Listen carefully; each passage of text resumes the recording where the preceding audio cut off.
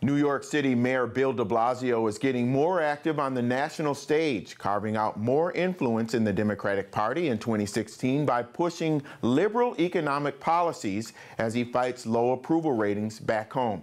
But why is de Blasio doing this, and is it working? The WSJ's Mara Gay is here to discuss, and she joins us from the Greater New York Bureau. Welcome to you. Thanks for having me. So he's stepping on the national stage. Why? Why? The mayor would say, if you asked him, that so many of the policies that he's fighting for here at home in New York, pre-kindergarten, for example, for all New York City school kids, and also transportation funding is another big one for New York City. Those are things that require a lot of support in Albany, in our capital, but also in Washington, D.C. So, the New York City mayor's office has been a kind of a bully pulpit that many people have used, including Michael Bloomberg, right? To go around the country talking about soda for example. Cigarettes. Guns, right, cigarettes. So he's not the first. Okay. And it's really ironic or interesting that he's not endorsing Hillary, at least yet. Why not? Well, it's interesting. I would love to be in a room with the two of them. The mayor has worked closely with the Clintons for a long time, but yet he hasn't endorsed her. And I think the thinking on that is that he really wants to push the party farther to the left before he gives up the capital that he has here in the primary season. Okay, what kind of risk is involved with what he's doing?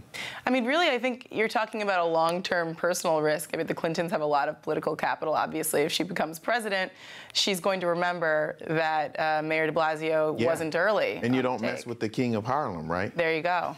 Okay, so what is the danger of pushing the party too far to the left, especially in this environment? Well, I think for Mayor de Blasio, he's in a unique position because for him at home, certainly there are conservatives in New York City. Overwhelmingly, his base is liberal. So for him, there's very little risk. I think for the rest of the party, you might have some questions for the mayor, after the primary is over. A lot of the policies that he's pushing are not necessarily as popular elsewhere in the country. So it may not play as well in the battleground states. And I think there are a lot of national Democrats who are a little bit skittish about having Mayor de Blasio out there pushing policies that they find it very difficult to sell in an election year, again, in these battleground districts. Okay, and considering what you've said about the rest of the country, how is he perceived then at the moment? How is he perceived in the rest of the country? Yeah. I guess we'll find out. I would actually say that tomorrow he'll be in Washington, D.C. He's going to be appearing with Senator Elizabeth Warren, who's obviously very liberal as well. And this is kind of his coming out party as a national liberal, or this is what he wants it to be. And so we'll kind of see if we're going to get some of the backlash that we saw with Mayor Michael Bloomberg, specifically over guns and sodas. That was the big backlash. We'll see what people have to say about de Blasio's policies. He's got some tensions at home to deal with as well. He's getting on all sides. His approval rating among white voters in New York is actually just south of 30%.